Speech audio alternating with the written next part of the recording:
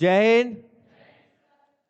आज हमें अनुसूचित जनजाति आयोग पढ़ना है। अनुसूचित जाति आयोग हमने कवर कर लिया है। अनुसूचित जाति आयोग के जो कार्य होते हैं वो किस अनुच्छेद में वर्णित है, उसकी पृष्ठभूमि क्या थी और उसकी संरचना क्या थी, वो सारी चीजें क्लियर हो गई हैं। वो चीजें क्लियर हैं या नहीं, पहले ये बताओ आप। अनुसूचित जाति क्लियर है? क्योंकि अनुसूचित जाति आयोग आपको बहुत मदद करेगा क्या समझने के लिए, अनुसूचित जनजाति आयोग को, क्योंकि लगभग सारी चीजें आपको सिमिलर देखने मिलेंगी दोनों ही।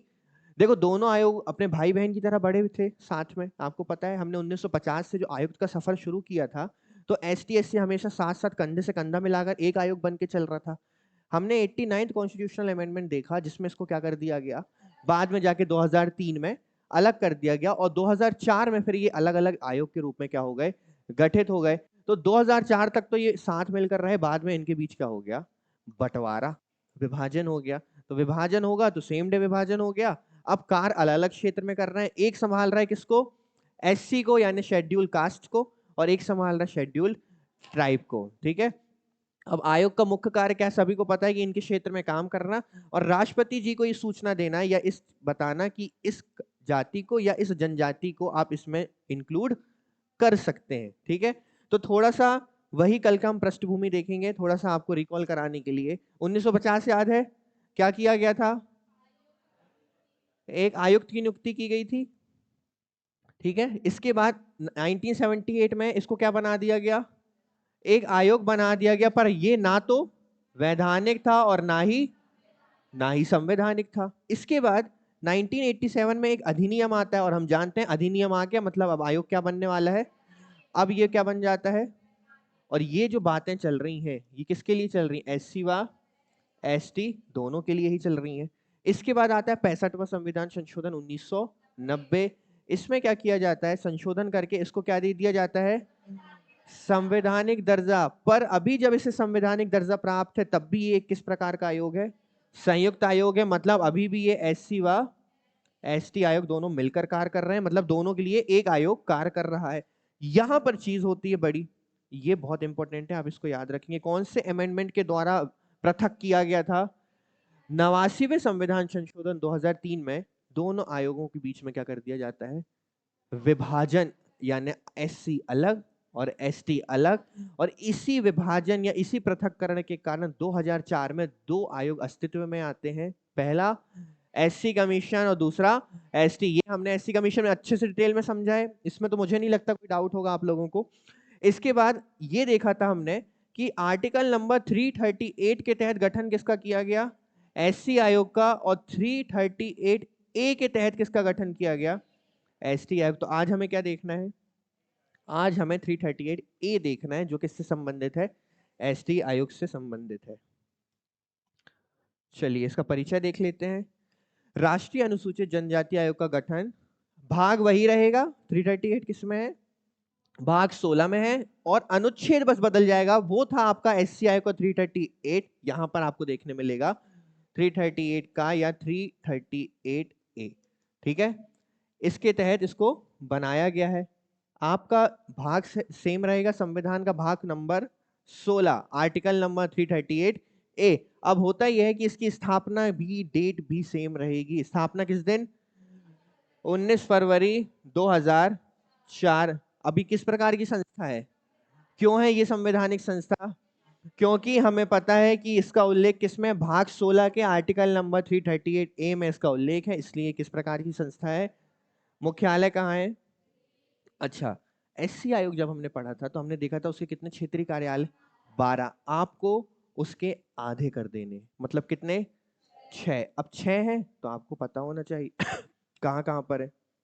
देखो, सबसे पहला तो हमारे लिए इंपॉर्टेंट हो जाता है, क्यों, क्योंकि मध्य प्रदेश में भोपाल है, कि भोपाल में मध्य प्रदेश है,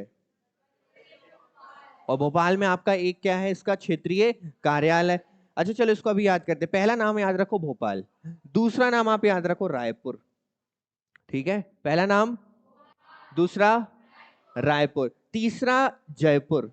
तीसरा नाम, तो पहला, दूसरा, तीसरा, बस। इसके बाद भुवनेश्वर, क्या याद रखना है, भुवनेश्वर। भुवनेश्वर के बाद रांची, और रांची के बाद शिलोंग सबसे लास्ट में। सबसे पहला नाम, दूसरा नाम, तीसरा नाम, जयपुर चौथा नाम, भुवनेश्वर पांचवा और छठवा शिलोंग। ये 6 क्षेत्रीय कार्यालय हैं किसके? अनुसूचित जनजाति आयोग के। और इसका मुख्यालय कहां पर है? दिल्ली में इसका मुख्यालय स्थित है। अब इसकी नोडल एजेंसी कौन है? जनजातीय मामलों का मंत्रालय। नोडल एजेंसी पूछी जाती है, याद रखना। कौन है नोडल एजेंसी? जनजातीय मामलों का मंत्रालय। ठीक है, संरचना देख लेते हैं। सिमिलर, एक एक और तीन, तीन अन्य सदस्य। अब सुनना, इस आयोग के अध्यक्ष को, वही चीज देखो, केंद्रीय मंत्री, केंद्रीय किसको? अध्यक्ष को, उपाध्यक्ष को राज्य मंत्री का दर्जा, और जबकि अन्य सदस्य को भारत सरकार के। ऐसे आयोग में भी था, तो कंपैरिजन करना आसान हो रहा है, सारी चीजें रिकॉल हो रही हैं, वही चीज कॉपी कर रहा है ये। जो एससी आयोग ने किया वही कॉपी कौन कर रहा है? एससी आयोग की। आपने बॉडी भी सेम रखी, कितने सदस्यों वाली? 5 सदस्यों वाली बॉडी रखी है। और इन 5 सदस्यों में जो आपका एक अध्यक्ष है उसको कौन सा दर्जा प्राप्त है? कैबिनेट मंत्री का। जो उपाध्यक्ष से किसका दर्जा प्राप्त है? राज्य मंत्री का। और जो अन्य सदस्य उसको किसका दर्जा प्राप्त है? सचिव। कहां के सचिव? भारत सरकार के सचिव का। अब एक चीज याद रखना कि उपाध्यक्ष एवं सदस्य है ना, ये इसमें कम से कम, मैक्सिमम कितने भी हो सकते हैं, पर कम से कम कितने? 2 एसटी होना अनिवार्य है। देखो, मैंने ये नहीं कहा कि एसटी आयोग में उपाध्यक्ष और सदस्यों में 2 एसटी होना अनिवार्य है। अगर 2 होता तो उसका मतलब होता 2। ठीक है, मैंने ये भी नहीं बोला कि एक एससी या एक एसटी होना चाहिए। क्या बोला है? कि एसटी होने चाहिए कम से कम कितने? हो सकता है पूरे के पूरे क्या हो जाए? एसटी, पर कम से कम कितने होने चाहिए? 2 एसटी होना अनिवार्य है। तो चलो इसकी संरचना देख लेते हैं। एक, दूसरा, तीसरा। अच्छा, एक हो गए इसके अध्यक्ष, एक हो गए सदस्य, कितने? 3 हो गए अन्य सदस्य। टोटल कितना?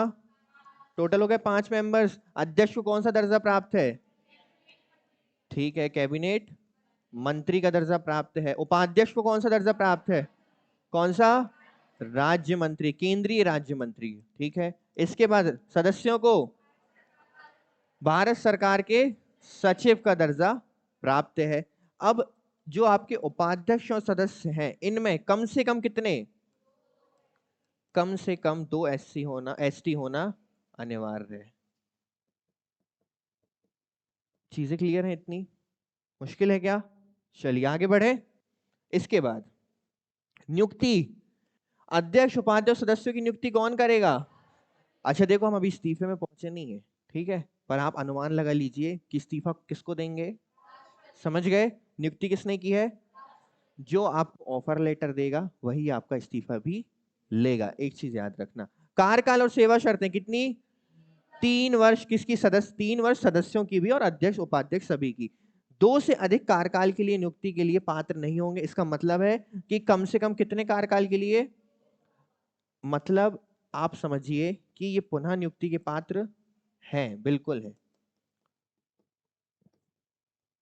पुनः नियुक्त हो सकते हैं, पर कितनी बार? 2 बार। और 2 बार नियुक्त होने के बाद ये उस पद पर पुनः नियुक्ति के पात्र। क्या ये एससी कमीशन में भी था? बिल्कुल बिल्कुल सेम चीज रखा गया है कि कितनी बार? 2 बार आप उस पर क्या हो सकते हैं? अपॉइंट हो सकते हैं, यानी उस पद पर रह सकते हैं, और उसके बाद आप उसमें नहीं रह सकते। वेतन, भत्ते और सेवा शर्तें कौन डिसाइड करेगा? राष्ट्रपति ही डिसाइड करेंगे। नियुक्ति किसने की? राष्ट्रपति ने की। कार्यकाल कितना है? 3 वर्ष है। और कितने टर्म तक रह सकते हैं?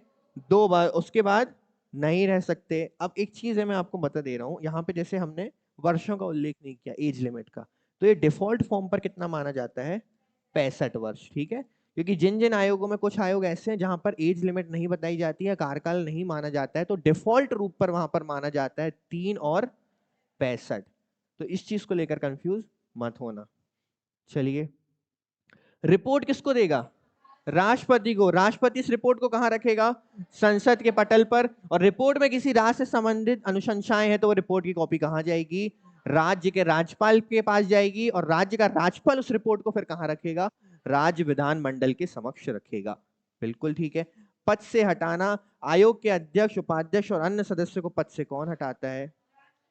राष्ट्रपति। का साबित कदाचार पर सुप्रीम कोर्ट की। एसटी आयोग पढ़ने से पहले सबसे पहले क्या पढ़ लेना? सॉरी, एसटी आयोग को पढ़ने से पहले सबसे पहले एससी आयोग पढ़ लेना। एससी पढ़ लिया तो एसटी अपने आप बिल्कुल फ्लो में चला जाएगा, है ना? क्योंकि पीछे से शुरू करोगे तो ज्यादा बेहतर होगा, बीच में एकदम एसटी पढ़ने से शुरू मत करना। आयोग के अध्यक्ष, उपाध्यक्ष और अन्य सदस्य राष्ट्रपति को अपना इस्तीफा देंगे और साबित कदाचार पर सुप्रीम कोर्ट की जांच के पश्चात राष्ट्रपति हटा सकते हैं। और कुछ पॉइंट यहाँ पे जो लिखे नहीं है, किन आधारों पर हटाया जा सकता है? साबित, ठीक है, और अन्य लाभ के पद से, और दिवालिया, और मानसिक और शारीरिक अक्षमता, और या राष्ट्रपति की नजर में कोई अनैतिक कार्य, तो राष्ट्रपति उसे पद से हटा सकते हैं। क्लियर है? रिपोर्ट किसको सौंपा? नियुक्ति किसने की? सेवा शर्तें कौन डिसाइड किया? इस्तीफा किसे सौंपा? कार्यकाल कितना होता है? 3 वर्ष या 65 वर्ष। ठीक है। अनुसूचित जनजाति आयोग की शक्तियां, कौन सी शक्तियां प्राप्त हैं? दीवानी शक्तियां, मतलब सिविल। इसे सिविल न्यायालय की शक्तियां प्राप्त हैं। सिविल न्यायालय की शक्तियों में क्या होता है कि किसी व्यक्ति को उपस्थित, यानी इसे हम बोलते हैं समन भेजना। समन समझते हैं? समन भेजना मतलब कि चलो बुलावा आया है, आयोग ने आपको बुलाया है और आपको आयोग के पास जाना पड़ता है, समन। और समन का रिप्लाई ना देने पर फिर आपको उठाने के लिए भेजा जाता है कुछ व्यक्ति विशेषों को, है ना? तो समन आए तो चले जाना, है ना? अच्छे होते हैं आयोग, बुरे नहीं होते हैं। आप बोलोगे कि मैं व्यस्त हूँ उस डेट को, तो बोलेंगे, समझेंगे आपकी बात को कि चलो कोई बात नहीं है, नेक्स्ट डेट दे देते हैं आपको, उस दिन आ जाना। कभी भी मिल सकते हैं आप और मैं तो, है ना? पर आ जाना। नाटक बताया कि नहीं आऊंगा तो फिर उठा के लेके आएंगे। ठीक है? तो समन भेजने के किसके पास है? समन तभी भेजा जा सकता है जब आपके पास कौन सी शक्तियां हो? कोई दस्तावेज की खोज करना और उसको अपने पास मंगाना। अच्छा, ये जो दस्तावेज मंगाने की बात हो रही है ना, ये दस्तावेज मंगाते हैं दफ्तरों से, न्यायालयों से, है ना? आपके कोर्ट्स रूम से क्या बुलवाना? दस्तावेज की हमें, हम जिस संबंध में जांच कर रहे हैं, हमें इन दस्तावेजों की आवश्यकता है। तो ये तभी बुलवाओगे जब आपके पास कौन सी शक्तियां होंगी? सिविल न्यायालय की शक्तियां होंगी। साक्ष्य के रूप में शपथ पत्र लेना। शपथ पत्र लेना मतलब आपको पता है ना कि आप अपना स्टेटमेंट दीजिए शपथ पत्र में और साइन कीजिए, वो एज अ सिविल न्यायालय की शक्तियां इनको प्राप्त, इसलिए ये भी प्राप्त कर सकते हैं। कार्यालय के किसी भी न्यायालय से किसी सार्वजनिक रिकॉर्ड को, देखो वही चीज हो गई, किसी सार्वजनिक रिकॉर्ड को कहां से बुलवाना? न्यायालय से बुलवाना, अगर इन्हें जरूरत है तो। गवाहों और दस्तावेजों की जांच के लिए आयोग जारी करना। अब देखो, अगर आयोग को लगता है कि जो दस्तावेज हमें मिले हैं या जो गवाह हमारे पास आए हैं गवाही देने के लिए, हमें उनकी जांच करना है कि वो सत्य है या नहीं, तो आयोग उसके लिए एक कमीशन बना सकता है। यानी कुछ सदस्यों को बोलते हैं ना अन्य कर्मचारी, अन्य अधिकारी, तो यहां पर उन लोगों की जरूरत पड़ती है, तो वो क्या कर सकता है? एक खुद के सदस्यों से भी कमीशन बना सकता है और केंद्र सरकार से भी मदद मांगकर क्या कर सकता है? सदस्यों को इंक्लूड कर सकता है और एक आयोग बना सकता है। वो आयोग क्या करेगा? उसकी सत्यता की जांच करेगा। अब देखो, अगर वो आयोग सत्यता की जांच करेगा तो पक्की बात है कि वो कहीं ना कहीं जाकर समन भेजेगा, लोगों से पूछताछ करेगा और कहीं से कुछ दस्तावेजों को बुलवाएगा, रिकॉर्ड्स को बुलवाएगा। तो ये सब तभी हो सकता है ना जब आपके पास पावर्स हो, वरना बोल देगा ना किस हक से आप ये कर रहे हो, किस हक से आपने न्यायालय से रिकॉर्ड्स बुलवाए, किस हक से आपने उस सरकारी दफ्तर से रिकॉर्ड्स को बुलवाया। तो आप बोल सकते हो इस हक से कि हमारे पास कौन सी शक्तियां हैं?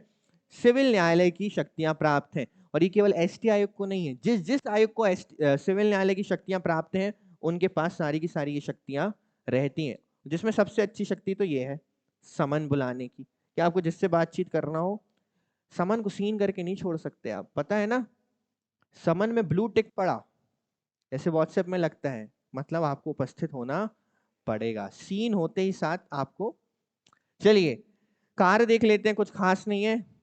जैसे अनुसूचित जाति के लिए कार्य करता है, ये अनुसूचित जनजाति के लिए।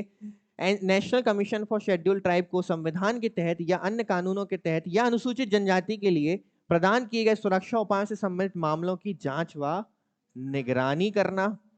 अनुसूचित जनजातियों को उनके अधिकारों और सुरक्षा उपायों से वंचित करने के संबंध में विशिष्ट शिकायतों की जांच करना। यदि उनके अधिकारों को या उनके सुरक्षा उपायों से उनको वंचित किया जा रहा है तो उन शिकायतों की क्या करते हैं? जांच करते हैं। अनुसूचित जनजातियों के सामाजिक आर्थिक विकास की योजना प्रक्रिया में भाग लेना और सलाह देना और उनके विकास की प्रगति का मूल्यांकन करना। देखो, हम सरल भाषा में समझ लेते हैं इन चीजों को कि सरकार को सबसे पहले सिफारिश देना कि आप ये क्षेत्र में काम कर सकते हो, किसको उठाने के लिए, अनुसूचित जनजातियों को विकास करने के लिए। दूसरा, जो योजनाएं ऑलरेडी बनी हुई है उनकी क्या करना, समीक्षा करना। तीसरा, अगर कोई शिकायत आती है तो उसकी क्या करना, जांच करना। अब इन सब के बाद राष्ट्रपति को उसकी क्या सौंपना। अब हम अक्सर सुनते हैं कि राष्ट्रपति को रिपोर्ट सौंपते। अब रिपोर्ट दो तरीके से सौंपी जाती है, पहला वर्ष के अंत में, ठीक है, या एक वर्ष पूरे होने पर, और दूसरा तब जब राष्ट्रपति आपसे बोले कि अभी मुझे क्या चाहिए, रिपोर्ट। अब वो चाहे 4 महीने हो, 5 महीने हो, 6 महीने हो, 10 महीने हो, राष्ट्रपति ने आपसे रिपोर्ट मांगी तो आपको तत्काल प्रभाव से उसको क्या पेश करनी पड़ेगी, रिपोर्ट पेश करनी पड़ेगी। और राष्ट्रपति यदि किसी विषय विशेष पर आपसे रिपोर्ट मांग रहा है तो भी वो उसका अधिकारी है, आपको राष्ट्रपति को रिपोर्ट सौंपना पड़ेगा। नई जातियों को अनुच्छेद 342 के अंतर्गत ऐड करने के लिए किसको सलाह देना। हमने एससी कमीशन में देखा था आर्टिकल नंबर 341, इसमें है 342 के तहत ये राष्ट्रपति को सलाह दे सकता है या राष्ट्रपति से सिफारिश कर सकता है नई अनुसूचित जनजातियों को इसमें ऐड करने के लिए। मतलब नई जनजातियों को अनुसूचित जनजातियों की सूची में ऐड करने के लिए ये सारे काम कौन करता है। मतलब सरल भाषा में समझें तो इनके लिए शिकायतों की जांच करना, इनके लिए अच्छे कार्य करना, नई योजनाओं की समीक्षा करना, नई योजनाओं का परामर्श किसको देना, केंद्र व राज्य सरकार को देना, और इन सब कार्यों की रिपोर्ट किसको सौंपना, राष्ट्रपति को सौंपना, और नई जनजातियों को जोड़ने के लिए किसको सिफारिश करना, राष्ट्रपति को सिफारिश करना। क्लियर है कार्य। इसके बाद प्रथम अध्यक्ष देख लेते हैं। अब देखो, जब मैंने बोला प्रथम अध्यक्ष तो अब मैं आपसे बात कर रहा हूं वर्ष किसकी, 2004, क्योंकि जब संयुक्त की बात हम पहले ही कर चुके हैं एससी कमीशन में, तो अब हम बात कर रहे हैं केवल जब ये अलग बन चुका है 19 फरवरी 2004 को। कौन सा संविधान संशोधन, 89 वर्ष बताओ, 2003 के द्वारा ये बना है। चलिए, प्रथम अध्यक्ष कुंवर सिंह टेकाम, वर्तमान अध्यक्ष हर्ष चौहान। जो भी वर्तमान अध्यक्ष हैं आप एग्जाम से पहले एक बार चेक करके जाएंगे, है ना, क्योंकि आज मैं हर्ष चौहान पढ़ा रहा हूं, कहो आज शाम तक ये चेंज हो जाए, कल अपडेट हो जाए, तो आप इसको थोड़ा सा अपडेट करते चलेंगे। अब हम जानते हैं कि हमने देखा था संरचना के कार्यकाल में कि कोई भी अध्यक्ष या सदस्य कितने बार, 2 बार उस पद पर नियुक्त हो सकता है। तो हाँ, 2 बार नियुक्त होने वाले एक अध्यक्ष है जिनका नाम है रामेश्वर। प्रथम व एकमात्र महिला अध्यक्ष कौन है इसकी, उर्मिला सिंह। ठीक है, प्रथम अध्यक्ष, वर्तमान अध्यक्ष, 2 बार नियुक्त होने वाले, प्रथम व एकमात्र। अब 2004 से बना है, 3-3 वर्ष का टर्म होता है ना, कुछ 2 बार बन चुके हैं, मतलब एक ये 2 बार बन चुके हैं, तो बहुत सारे अध्यक्ष तो बने नहीं होंगे, तो जितने बने उनके नाम आपको पता होने चाहिए। याद रखना, जिन आयोगों में सबसे कम नाम है ना, वो आयोग सबसे ज्यादा इंपॉर्टेंट है, उससे सबसे ज्यादा ये सवाल पूछने के चांसेस हैं कि निम्न में से कौन इस आयोग का अध्यक्ष नहीं रहा। तो आपको पता होना चाहिए कि कौन कौन रहा है। तो सबसे पहले ये तो हमने देख लिया, दूसरा नाम ये भी हमने देख लिया, तीसरा नाम ये भी हमने देख लिया, 3 नाम तो हमने यहीं पढ़ लिए, चौथा नाम नंद कुमार साईं, और 5वां नाम भी हमने देख लिया। आसान है कि मुश्किल है, 5 नाम अभी याद हो गए आपको, पहला नाम, दूसरा नाम, तीसरा नाम रामेश्वर बस याद रख सकते हो, चौथा नंद कुमार साईं, और 5वां हर्ष चौहान, और एकमात्र महिला उर्मिला सिंह। पहले कुंवर 2 बार, बस यही तो है आपका अनुसूचित जनजाति आयोग। मुश्किल था क्या। कब बना, 2000।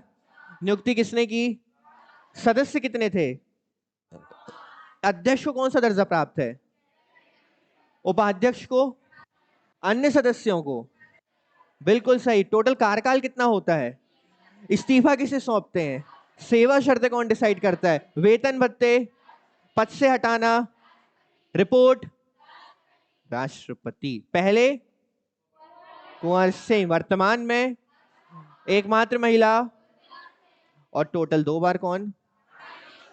एक नाम बस बच गया, वो भी बोल दो। नंद कुमार साई, ये हैं आपके अध्यक्ष किसके? अनुसूचित जनजाति आयोग के। मुश्किल नहीं था, एकदम आसान था, बिना मतलब पढ़ा दिया मैंने, आसान था। ठीक है, अब हम चलते हैं राज्य की ओर, है ना, कि जब केंद्र में कोई चीज बनी तो राज्य उसको बनाने से कैसे पीछे हट सकता है। तो राज्य में वही हाल है, राज्य में इसको संवैधानिक दर्जा नहीं दिया गया है, एक अधिनियम के तहत बना दिया गया है, और वही अधिनियम जिसके तहत किसको बनाया गया था? एससी। तो जहां जहां एससी था वहां अब आ जाएगा एसटी। सदस्य संख्या भी सेम, कार्यकाल भी सेम, रिपोर्ट, सेवा शर्तें, आपका प्रतिवेदन, सब कुछ एकदम क्या चलेगा? सेम चलेगा। बस बदल जाएंगे कौन? अध्यक्ष का नाम। और आपका हेडक्वार्टर भी कहाँ रहेगा? भोपाल में। तो चले मध्य प्रदेश, हम देख लेते हैं मध्य प्रदेश अनुसूचित जनजाति आयोग को देख लेते हैं। चलिए, ये क्या पहना है गले में बड़ा सा? क्या बोलते हैं इसको? क्या बोलते हैं ये जो बंदियों को पहनाया जाता है? बताओ क्या? असली? हसली? हसली पहन के हसल करते हैं ना शेड्यूल ट्राइब। चलो चले मध्य प्रदेश राज्य अनुसूचित जनजाति आयोग। मध्य प्रदेश राज्य अनुसूचित जनजाति, वही अधिनियम कौन सा? 1995 के तहत उसी दिनांक को, कब? 29 जून 1995 को किया गया। यही सेम चीज किसके लिए भी है? स्टेट एससी कमीशन के लिए भी है, मुख्यालय। और यह एक, अच्छा देखो, अभी जैसे कुछ लोगों ने गलती की थी, मैं बता देता हूं, संवैधानिक और सांविधिक, इन दोनों में बहुत बड़ा अंतर है। संवैधानिक मतलब जिसका उल्लेख किस में है? जिसका उल्लेख है संविधान में, ये चीज अभी क्लियर कर लो, जिसका उल्लेख है संविधान में वह है संवैधानिक आयोग। अब देखो, हर आयोग शुरू से नहीं होता संवैधानिक, है ना, पहले तो अधिनियम के तहत ही बनेगा, बाद में यदि किसी संविधान संशोधन के तहत उसे जोड़ दिया गया तो वो क्या बन जाएगा? एक संवैधानिक आयोग बन जाएगा। ठीक है, जैसे हमने देखा कि पहले एसटी और एससी कमीशन एक वैधानिक आयोग थे, पर आगे चल के क्या बन गए? संवैधानिक आयोग। सांविधिक का मतलब होता है, 3 शब्द हैं देखो, सांविधिक, विधिक और वैधानिक। इन तीनों का मतलब होता है जो आयोग किसके तहत बनाए गए हैं? अधिनियम के तहत बनाए गए हैं, परंतु अभी तक वो किसी भी अमेंडमेंट के द्वारा संविधान में इंक्लूड नहीं किए गए हैं, तो वो वर्तमान में किस प्रकार के आयोग हैं? सांविधिक, विधिक या वैधानिक, है ना। अब कभी आप गलती में ये मत लिख देना सांविधानिक, ठीक है, तो ये चीज आपकी क्या हो जाएगी? या तो संवैधानिक या सांविधिक होता है, हम फ्लो फ्लो में संविधानिक लिख देते हैं तो वो तो संवैधानिक हो गया, मतलब आंसर आपका गलत हो गया। ठीक है, आयोग की संरचना देख लेते हैं, वही एक अध्यक्ष, 2 अशासकीय और एक, टोटल कितने सदस्य? 4। क्या हो गया मेरी मैथ्स को? इतना तो बनता था यार मुझसे, 1 और 2 तो जोड़ लेता था मैं, पता नहीं क्या हो गया। तुम लोगों को पढ़ा पढ़ा के मेरी बुद्धि कम होती जा रही है लगता है। टोटल कितने सदस्य? 4, एक अध्यक्ष, 2 अशासकीय सदस्य और एक सचिव। क्लियर है, टोटल 4 मेंबर्स। चलो आगे बढ़ते हैं। चलिए, नियुक्ति करवाइए किसके द्वारा?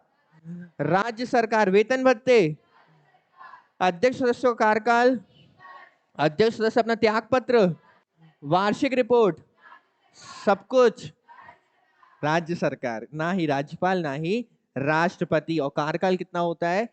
3 वर्ष का होता है। किसकी बात हो रही है? अनुसूचित जनजाति आयोग की बात हो रही है। कार्य क्या होंगे जो अनुसूचित जनजाति केंद्र में करती है, वही ये राज्य आयोग कहां पर करेगा? अपने राज्य क्षेत्र में। प्रथम अध्यक्ष अभी भी इसके क्या है? लापता है, किसी को मिले तो अवश्य बताएं। वर्तमान अध्यक्ष हैं इसके गजेंद्र सिंह राजू खेड़ी। बस इतना ही है आपका मध्य प्रदेश का अनुसूचित जनजाति आयोग, जो एक कैसा आयोग है? सांविधिक या वैधानिक आयोग है। क्लियर है? किस अधिनियम के तहत बना? 1995, और डेट क्या है? 29 जून 1900। सरल है, एक बार एसटी पढ़ लोगे तो एसटी तो अपने आप पूरा समझ में आ ही जाएगा। ठीक ठीक, ऑल क्लियर। चलिए, जय हिंद।